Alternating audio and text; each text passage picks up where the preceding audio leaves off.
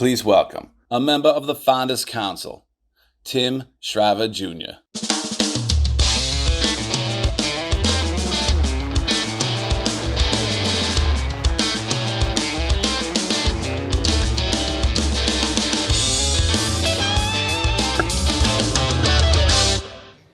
Good morning. Oh, wow. I'm so glad I had warm-up.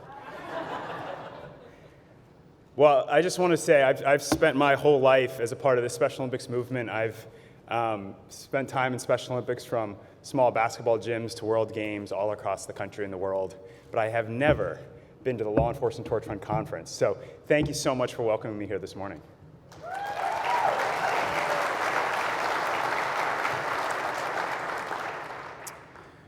So one of the things I just wanted to share with you from my experience growing up in Special Olympics and getting to see the Law Enforcement Torch Run in action, the penguin plunges, the award ceremonies, the color guard at event after event after event, as someone who's neither a Special Olympics athlete nor a member of law enforcement.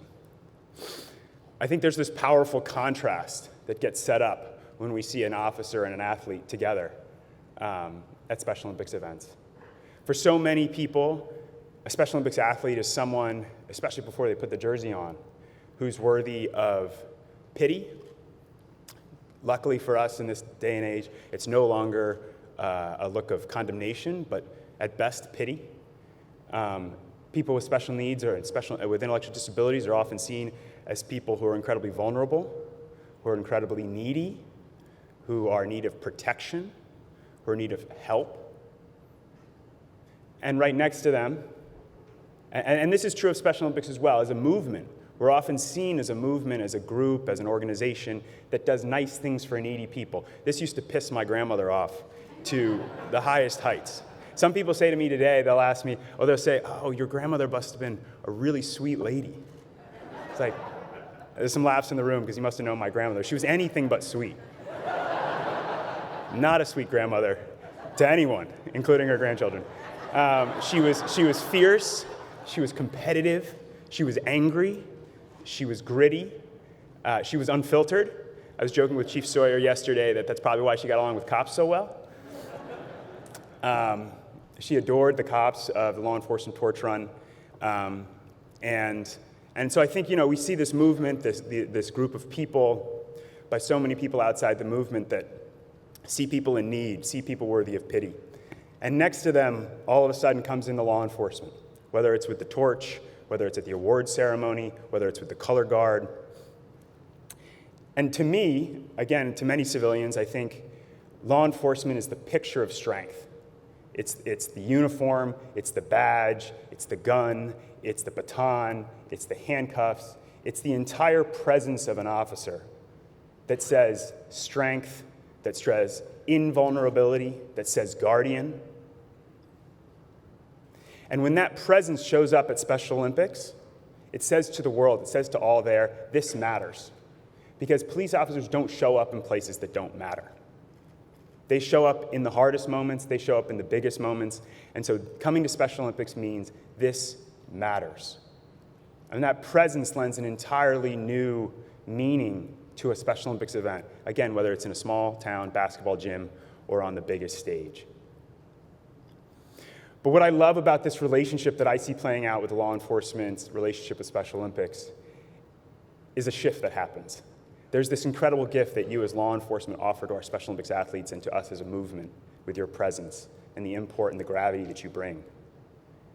But then the moment when a Special Olympics athlete is up on stage, a Special Olympics athlete is receiving a medal, a Special Olympics athlete is inching that bar in that deep squat right back up to win that power lift.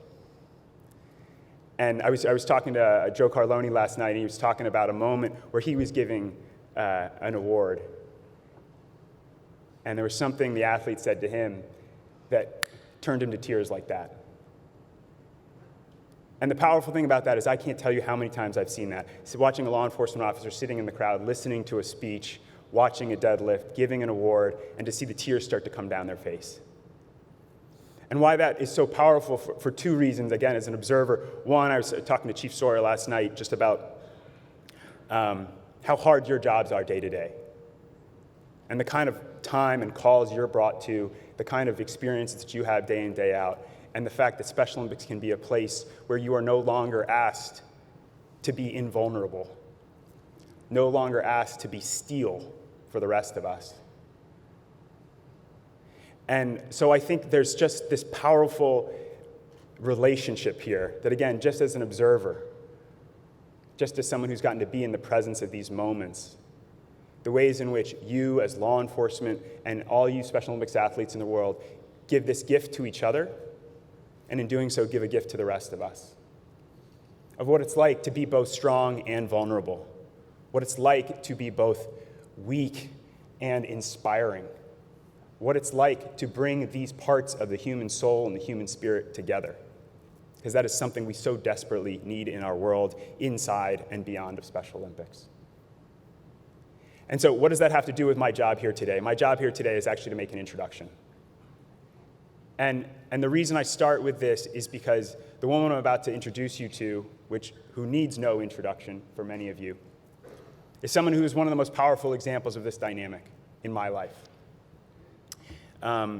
This is a woman who grew up at a time where people with intellectual disabilities were not worthy of merely pity, but of condemnation, who was told, her mother was told, send her to an institution. She will never read, she will never walk, she will never speak. And true to that, as a young woman, as a child, she learned to speak more with her fists and the speed of her feet than her words, because of the world she grew up in.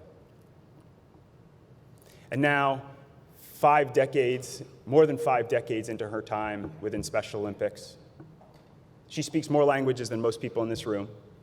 She's run more marathons than, I'm guessing, most people in this room, certainly more than me, including the Boston Marathon. She has medaled in countless sports. She has spoken on countless stages. She has driven law enforcement officers and non-law enforcement officers to tears time and time again. And she's been, I think my grandmother would have said this, my dad certainly says this, and all of us kids certainly say this. She's probably the most powerful teacher we've ever had. A teacher of sport. We'll never forget playing basketball in our backyard with her, and her smacking balls down in my face and saying, "You got to do better than that, kid."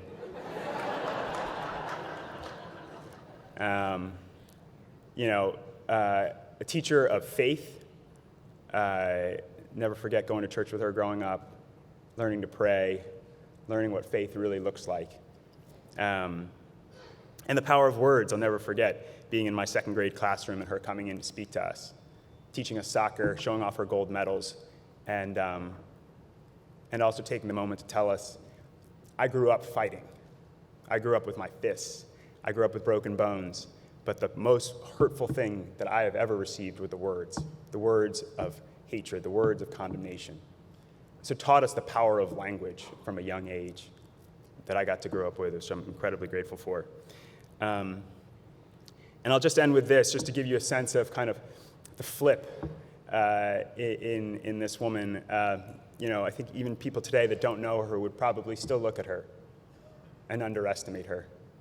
I walked in yesterday, I got to see her the first time in a couple of years. I hadn't seen her in a while. And she says, "Wow, Timbo, Timbo, that's what my family calls me. And you're all welcome to as well." She goes, "Timbo, you've really grown." And I was like, "Loretta, you've been saying that to me for like 15 years, maybe 20. And she steps back, and she's like, "You know what they say about tall guys?" And I said, "What?" And she goes, "Big tree fall hard."